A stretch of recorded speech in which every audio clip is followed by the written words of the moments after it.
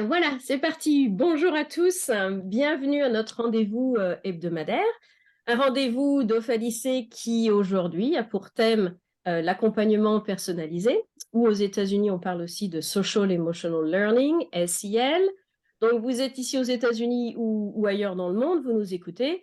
Cette session, c'est pour vous montrer justement quels sont justement les avantages et surtout la nécessité de pratiquer finalement cet accompagnement en dehors de la classe, en dehors de ce que l'on connaît bien sûr d'habitude dans le milieu scolaire.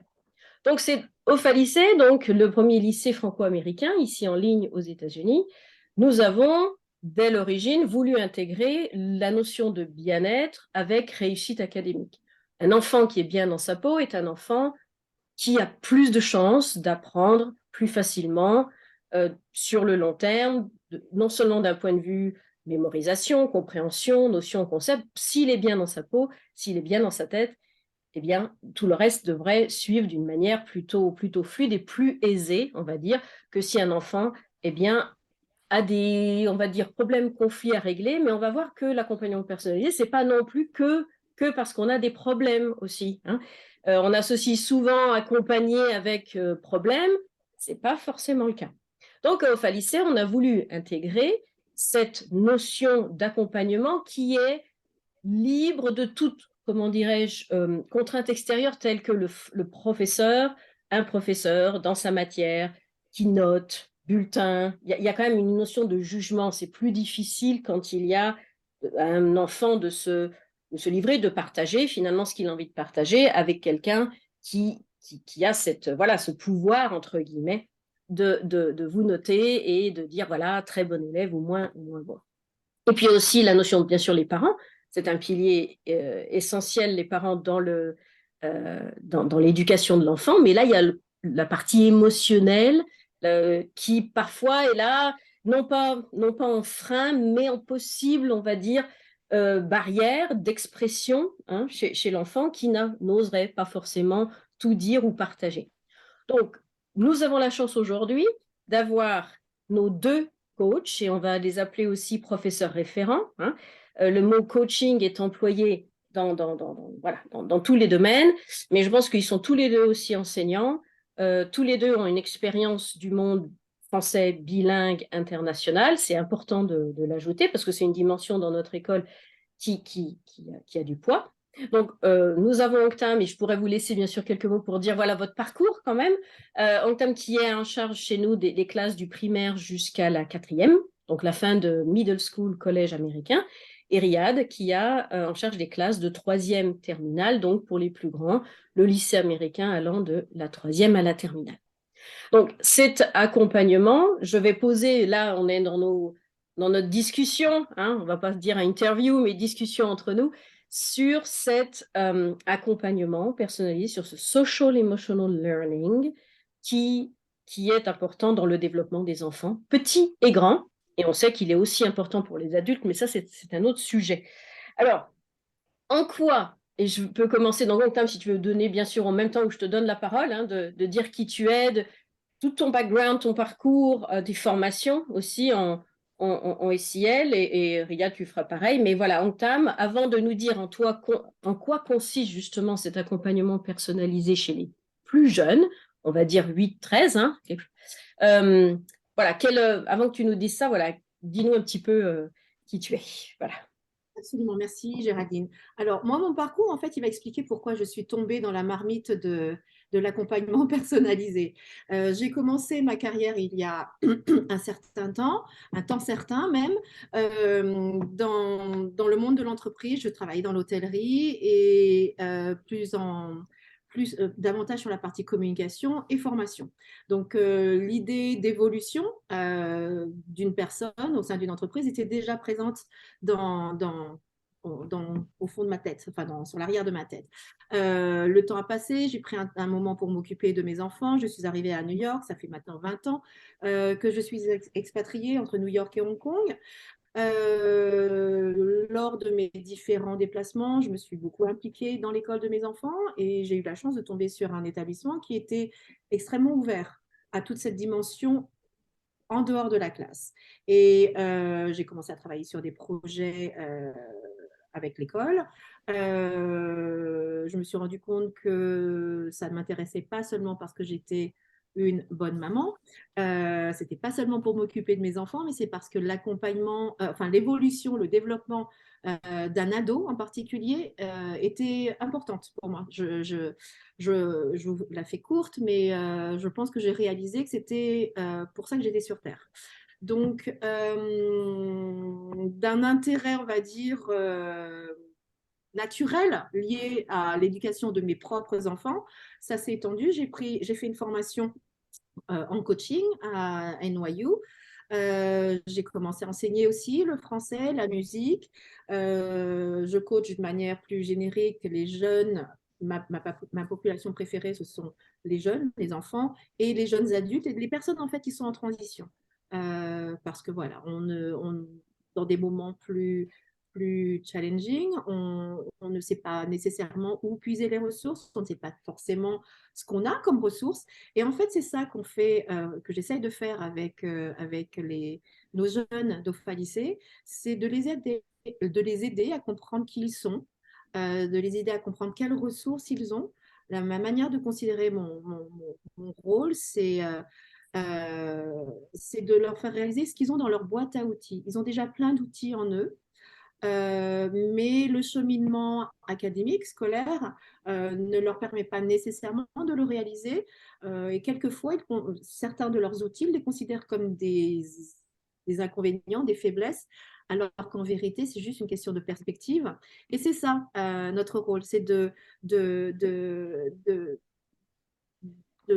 donner une lumière différente, de les aider à avoir une perspective différente sur ce qu'ils sont, d'en être fiers, d'avoir confiance en ce qu'ils sont et de savoir utiliser, exploiter les ressources qu'ils ont au bon moment dans différentes situations, qu'elles soient stressantes ou pas, qu'elles soient simplement qu'elles correspondent à des changements. Comme tu disais tout à l'heure, ce n'est pas forcément un problème qu'on traite, mais juste des changements. Ces dernières années ont montré qu'il y avait beaucoup d'ajustements à faire pour tout le monde, qu'on soit adulte ou enfant. Et voilà, c'est cette espèce de miroir qu'on leur offre. Et surtout dans un moment, comme on dit en anglais, safe. Donc, c'est un endroit, on crée un moment. Ce qu'on essaie avec Riyad, c'est de créer un moment où l'enfant, c'est son moment à lui. Il décide de ce qu'il amène sur la table. Évidemment, on les guide, on les aide, on cadre ce moment, mais les sujets qui sont traités, c'est eux qui décident. Et c'est très large, ça va de gérer une colère, un incident avec un ami ou une amie, à je n'arrive pas à rendre mes devoirs à temps, je n'arrive pas à m'organiser, je suis tirée entre mes matchs de foot, mes concerts de piano et l'école. Je fais comment parce que tout est important pour moi et ça me frustre et ça me stresse et je ne sais pas le gérer. Donc voilà, on aide à éclairer un petit peu leur scène de façon différente et en les mettant au centre de la discussion. Parfait. Riyad, alors, sur ton parcours et toi avec les plus grands, qu'est-ce que... Voilà, la Alors, paix, ça consiste en quoi? Et donc, j'imagine beaucoup de choses qui sont similaires à ce qu'on t'a bien de dire, bien sûr, mais chez les plus grands, quelle autre dimension ça peut prendre, justement? alors, pour revenir très synthétiquement sur mon parcours, j'ai travaillé pendant 15 ans en tant que prof dans tout ce qui est le plus classique de l'éducation nationale, prof spécialisé, et j'ai travaillé avec des adolescents. Et j'ai souvent ressenti qu'il y avait des choses à travailler au niveau des émotions, au niveau de l'organisation, des choses qui sont connexes à l'académique pure, mais qu'on travaille finalement jamais dans l'éducation, dans les écoles. Mais on n'avait pas ouvert les yeux. Et c'est mon expatriation new-yorkaise de 3 ans, il y a maintenant donc 6 ans, qui m'a vraiment ouvert les yeux, puisque les Américains, le continent nord-américain est très en avance là-dessus, avec le Canada. Et au lycée français de New York, ils avaient déjà des programmes d'enseignement du social emotional learning. Oui, Et ça je fait me bien une suis dit tout de trentaine suite, ça d'années aux m'a États-Unis qu'on en parle, hein. clairement, On en reparlait un exactement. instant. Trentaine d'années en France. Bon, tous ces articles et social emotional learning, même si ça a commencé un peu avant le Covid, c'est pas, on parle plutôt de 5 ans, enfin, pas déjà de plusieurs générations, plus d'une dans tous les cas. Et donc, ça fait complètement sens pour moi. Et ensuite, j'ai réussi, donc j'ai eu la chance de pouvoir continuer à travailler avec OFA Lycée et à pouvoir donc entreprendre réellement une démarche très professionnelle au niveau donc, du social emotional learning, de l'accompagnement personnalisé auprès d'adolescents plus grands. Donc, moi, je m'occupe donc de ceux qui sont de la troisième jusqu'à la terminale. Moi, j'ai envie de dire que le plus important pour nous, c'est de nous assurer du bien-être de nos élèves. Voilà. Quand on rencontre nos élèves, la première chose, la plus importante, c'est est-ce que tout va bien? Ils se demandent souvent pourquoi ils viennent nous voir. C'est pas au départ, c'est un petit peu, ils se sentent un petit peu obligés de venir. Ils ont l'impression que c'est quelque chose qui est vraiment en plus, que ça va leur prendre du temps. Pourquoi ces deux personnes veulent-ils me prendre du temps alors que j'ai déjà une double scolarité et que ça m'en prend beaucoup, beaucoup du temps sur sur tous mes loisirs? Et on leur explique très rapidement que nous, il n'y a pas de notes, il n'y a pas de jugement. On est là vraiment pour aider et voir comment vous allez et si tout roule, tout fonctionne bien. Donc les problématiques sont différentes entre les petits que va avoir en termes de l'école primaire, par exemple, et moi, les plus grands qui sont au lycée, qui vont passer, pour passer leur bac, qui ont des choix d'orientation à avoir. Le public adolescent, la problématique de l'adolescent, elle est différente de celle de l'enfant. Il y a beaucoup de choses qui sont vraiment différentes. Euh, le but du jeu, c'est vraiment de rentrer en contact, qui est vraiment quelque chose, qui est un lien qui se crée, un lien de confiance qui se crée entre eux et nous, pour après, ensuite, pouvoir les aider sur des choses qui peut-être leur paraissent euh, insolubles, mais sur lesquelles on peut avoir vraiment des leviers pour les aider. Par exemple, les élèves qui travaillent avec nous, avec OFA Lycée, suivent un double cursus. Donc, ils ont le lycée américain la journée, ils ont OFA Lycée dans l'après-midi. Ça demande une double organisation.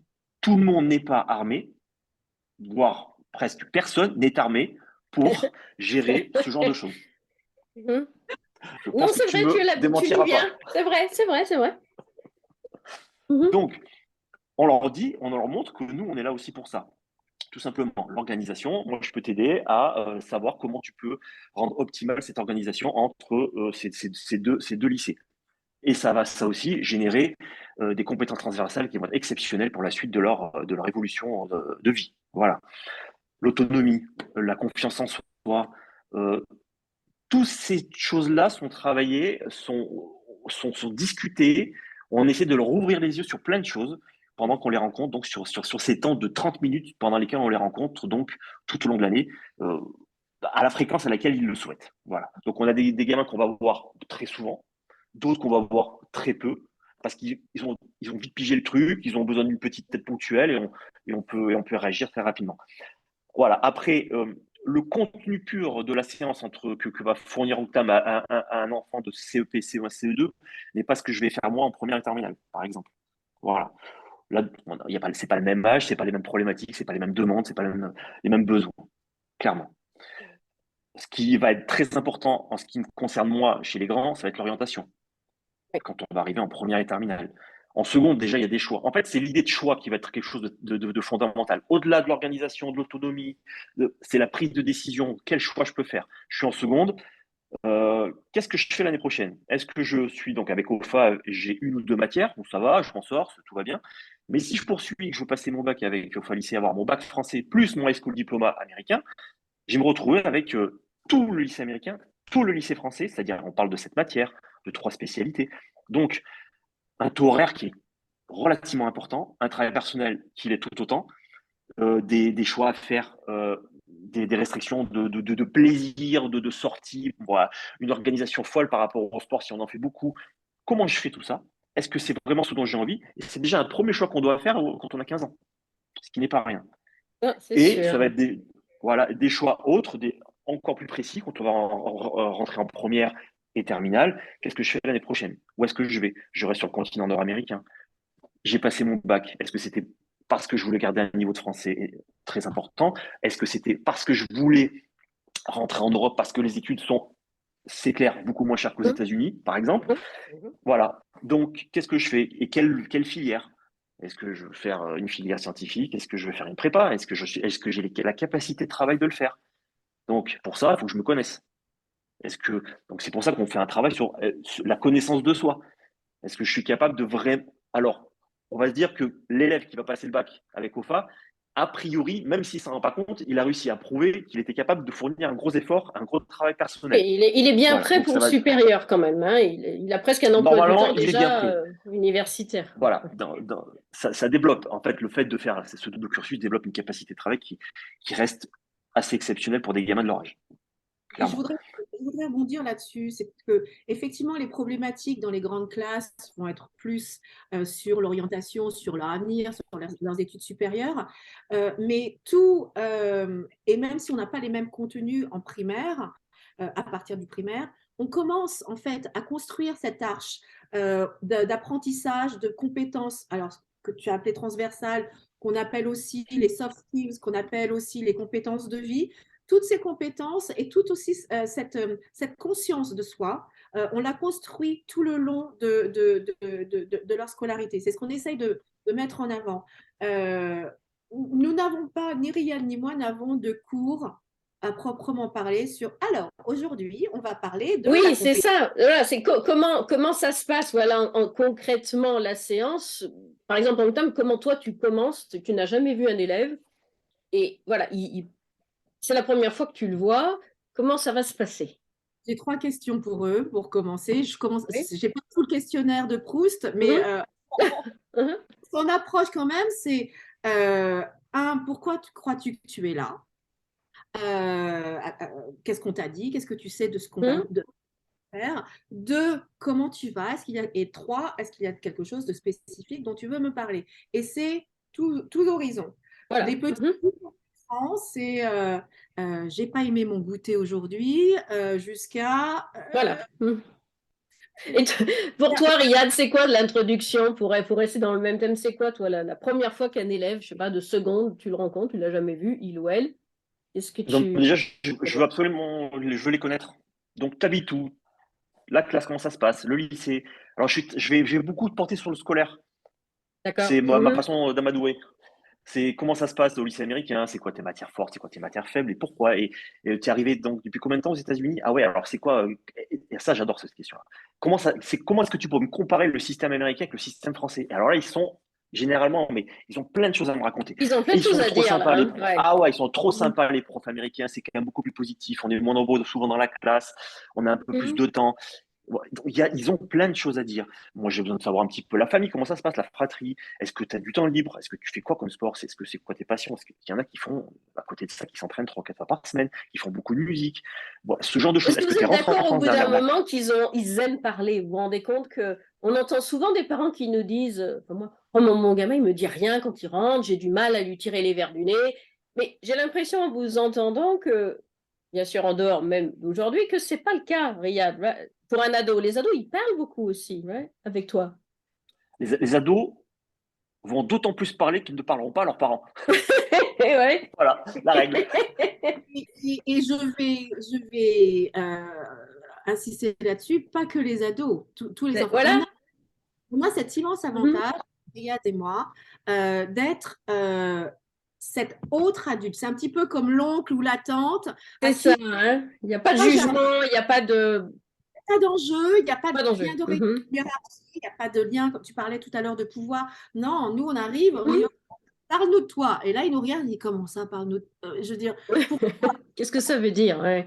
moi, je suis Mhm. intéressée et d'habitude, on reçoit le schéma classique de l'éducation, de la transmission, c'est du haut vers le bas. Non, il n'y a pas ça.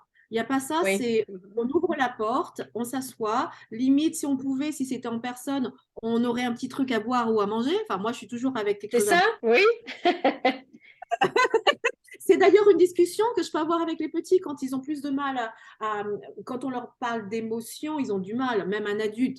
Comment est-ce que tu es en colère? Ah bah j'en sais rien si je suis en colère. Est-ce que tu es frustré? J'en sais rien. Ça ressemble à quoi la frustration? Ils savent pas Mhm. nécessairement. Mais en fait, quand on va parler de quelque chose qu'ils aiment, quand on va parler, on parle comme Riyad le disait, on parle toujours de ce qu'ils connaissent, de ce qu'ils sont. Et à partir de là, la porte est ouverte. Ils peuvent vous parler pendant des heures. Ils peuvent vous parler pendant des heures du dernier exposé qu'ils ont fait. J'en ai appris des choses, moi, sur des animaux. Je ne savais même pas qu'ils existaient. Mais, Non, mais c'est vrai, hein.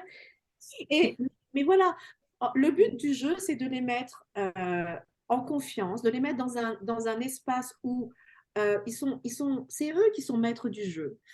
Et nous, on leur fait comprendre que c'est ça qu'on veut, c'est que voilà, cette confiance que tu as en toi quand tu parles des requins blancs de je sais pas où, et ben, tu peux t'en servir dans d'autres domaines là où tu te sens moins fort. Peut-être sensation que tu as cette joie, ce plaisir, cette confiance, cette fierté que tu as quand tu as marqué le but qui a fait que ton équipe a gagné et passe en finale. Tous ces petits moments, comment est-ce que tu peux t'en servir dans d'autres domaines? Et nous, c'est ça qu'on fait. C'est dans ce sens-là que on est un miroir. On ne fait que leur poser des questions sur ce qu'ils savent. On n'apporte rien, nous, comme connaissance pure.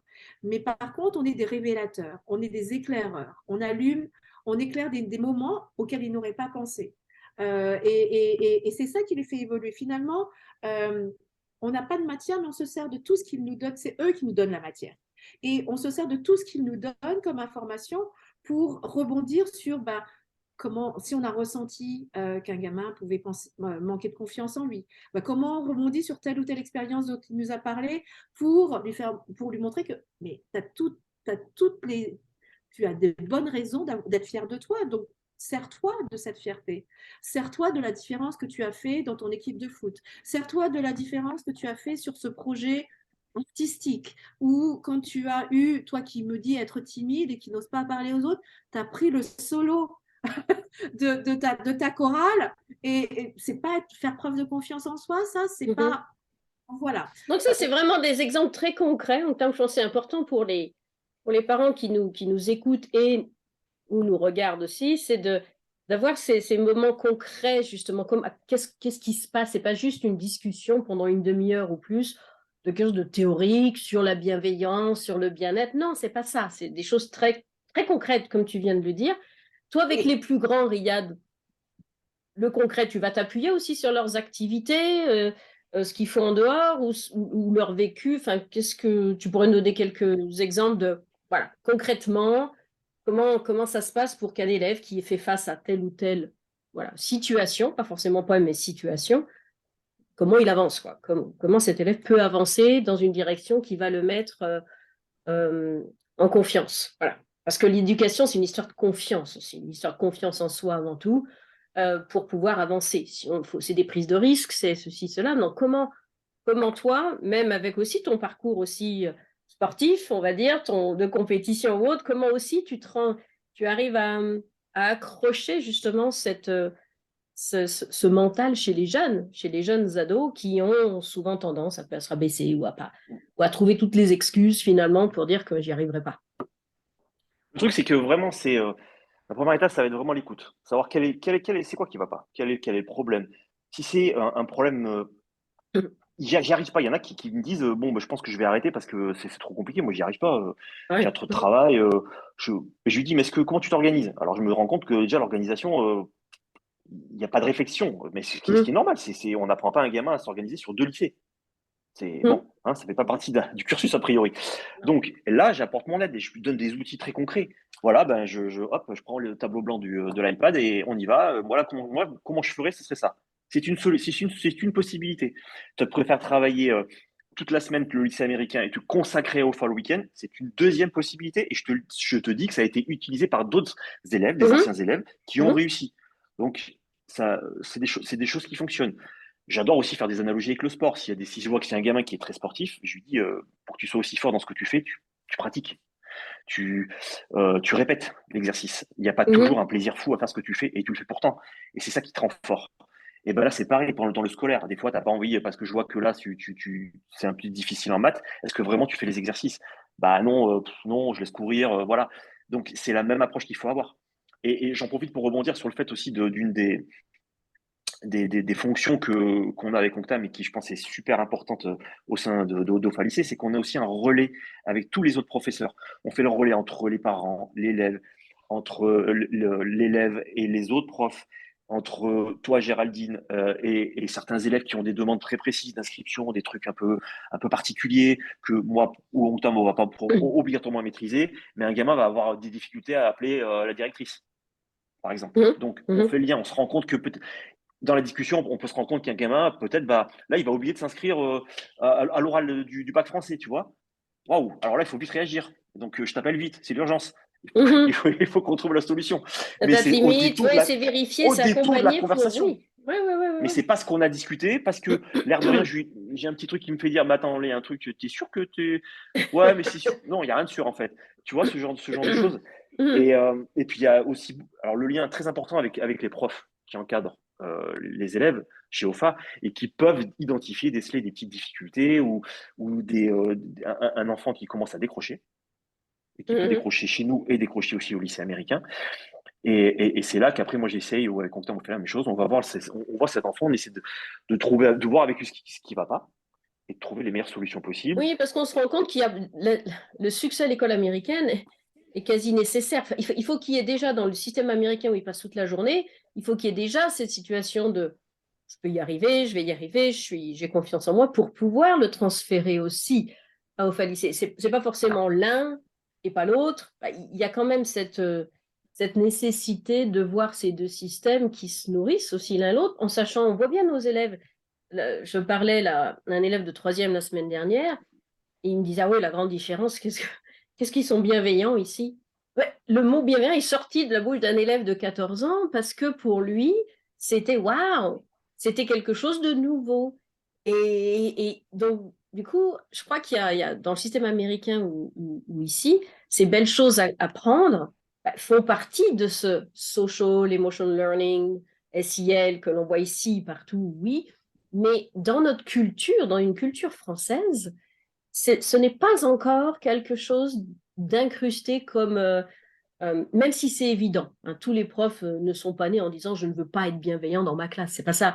Mais, mais ce n'est pas forcément une réflexion menée comme elle a pu être menée dans le monde ici éducatif américain.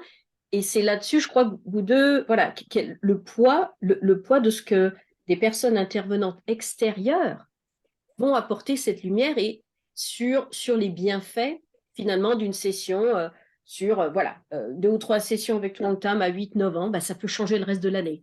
Avec toi, Riyad aussi, c'est les résultats même à des examens qui vont changer. Ça a de gros impacts finalement pour un investissement en temps qui n'est pas si important que ça, mais on a encore du mal à éduquer finalement à cette approche hors classe, hors académique, c'est l'école. Oui, on a un peu de mal encore dans le système français à adhérer. Donc, Tam, si tu voulais Oui, ajouter là-dessus, c'est important parce que. j'ai insisté sur ce point. C'est pas de l'esprit, c'est pas juste Riyad et moi qui sommes des hippies de l'éducation. On a une personnalité qui fait, on veille à nos enfants, ils sont importants, enfin nos élèves, on ressent de l'empathie, de la sympathie, on a envie de les aider. Mais ça, c'est au-delà de ça, il y a des fondements extrêmement légitimes et scientifiques qui appuient notre démarche. Toutes les découvertes neuroscientifiques qu'on a faites récemment montrent bien que l'enfant, enfin, l'être humain développe à l'occasion en fait de développer différentes compétences à différents moments de sa vie qui n'ont pas nécessairement été prises en compte jusqu'ici dans des systèmes éducatifs plus basés sur du rationnel et toute la partie autour on n'est pas juste un QI, soyons clairs, on n'est pas juste un cerveau, on a tout ce qu'il y a autour, notamment il y a un cœur qui est assez essentiel en tant qu'organe, mais et donc voilà, notre approche c'est vraiment de considérer un élève, un enfant, dans sa totalité, dans son ensemble. Et c'est pour ça que nous, finalement, le sujet avec lequel il vient nous voir n'a pas beaucoup d'importance.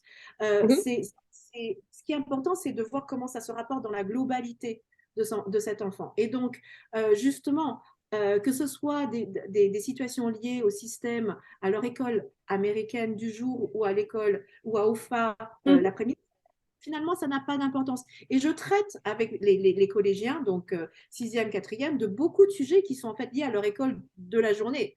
C'est ça, hein, l'école américaine, forcément. Oui, oui. Et on n'est pas sectaire là-dessus. Et de toute façon, ça va de pair. S'ils ne sont pas à l'aise dans un domaine, ça va se répercuter Et sur les oui. autres. Mhm. C'est vraiment le but, l'objectif qu'on a aussi, c'est au-delà d'avoir de scolarité, c'est de comprendre que finalement un élève est un élève.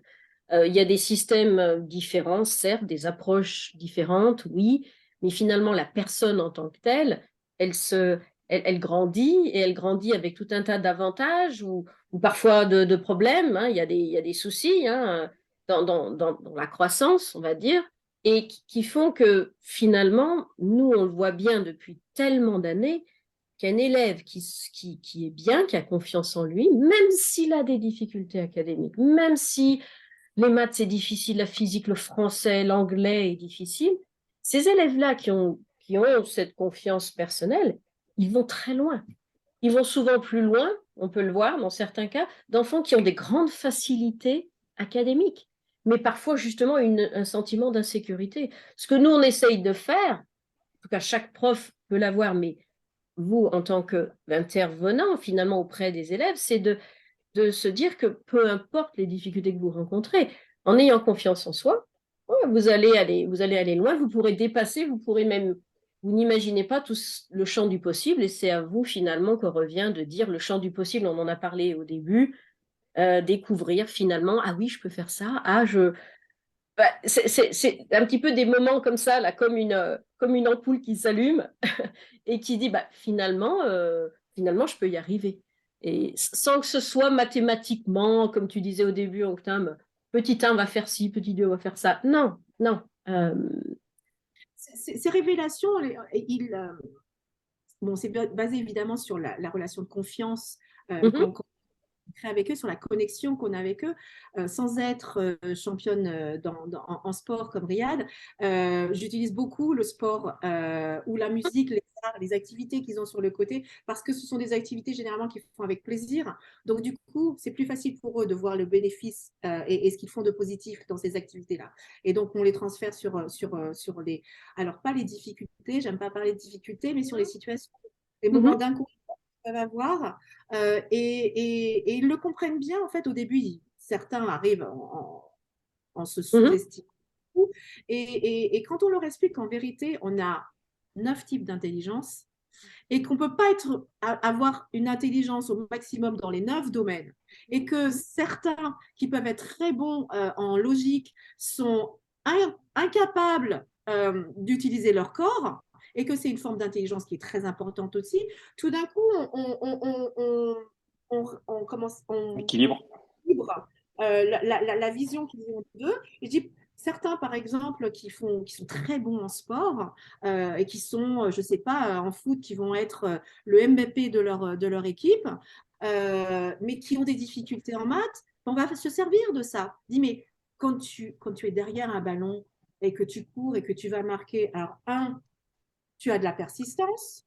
mhm. Deux, tu es capable d'avoir une vision globale parce que tu vois tes ailiers. Enfin, et ce sont des choses, tu es capable de coordonner la tête et les pieds. Moi, je suis incapable de le faire. Hein, donc, je leur dis souvent, vous mettez derrière un ballon, c'est une catastrophe. Je sais regarder. Ouais, oui, faut... Mais finalement, ce que tu dis, sport, musique ou autre activité, ça nécessite quand même de la part de l'enfant d'avoir trouvé une certaine discipline, un effort à faire sur soi-même, qui fait que, bah oui, il faut que je pratique au moins une demi-heure par jour ou 20 minutes, il faut que je fasse... Je crois que n'importe quelle activité extérieure, même ceux qui aiment écrire ou lire, il y a une routine, une certaine discipline finalement qui s'installe et qui, à la fin, pour moi, est quand même un maître mot aussi à associer avec cette bienveillance, cette empathie qu'on doit avoir pour nos jeunes, parce qu'ils en ont besoin, et qu'on peut avancer comme ça pour une relation de confiance, finalement. Parce que si on leur dit, tu vas faire ça tous les jours pendant 3 ans, ils vont dire, ça va pas marcher. Mais finalement, voilà, à travers les discussions, quand on leur fait comprendre que c'est comme ça que tout va être plus facile quand même et la vie un peu plus belle, c'est vrai que on peut regarder Je, sous un autre angle. je- je rebondis rapide hein, sur ce que vient de dire Ronktam, tout ça est quand même super intéressant. Le regard qui va être porté sur l'enfant est fondamental. Si je suis Mhm, prof de maths et qu'il ne comprend pas grand-chose et que je le vois qu'en maths, le regard que je porte sur lui, généralement, c'est que bon, bah, il comprend pas tout. Et ce que je renvoie à ce petit, c'est que bon, bah, écoute, a priori, il me prend pas pour un génie. C'est compliqué, je suis vraiment nul en maths, quoi. Et à côté de ça, il est super fort au foot. Je dis, Mhm. c'est quoi? Et le prof de sport va avoir un regard totalement différent et super Oui. positif. Et bon, Mhm. ça, Le ça n'a regard, strictement hein. peut-être rien à Ouais, voir, ouais, mais il y ouais, a un ouais. moment où peut-être Mhm. quand on peut faire des connexions de profs, et c'est ça qu'on fait nous aussi, parce qu'on est au-dessus un peu de la mêlée, quand on peut avoir un regard un petit peu global sur tout, et se dire ce gamin-là, il est quand même super fort là, même s'il galère là, il y a quand même des trucs ultra positifs là-dedans.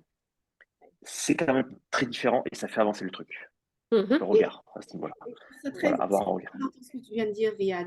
Je veux dire, les moments qu'on a avec nos élèves, ce sont des moments à eux. On a bien insisté là-dessus. Cependant, ce qu'on fait de bien avec eux, ils nous donnent beaucoup de matière. Mais on est encore d'autant plus, on peut d'autant mieux les aider si on a un vrai partenariat avec les autres professeurs, ce qui se passe, avec les parents aussi. J'ai des connexions avec les parents hors séance, pas pendant la séance. Je ne prends pas les enfants et les parents en même temps. Sinon, les enfants ne parlent plus. Mais Mhm.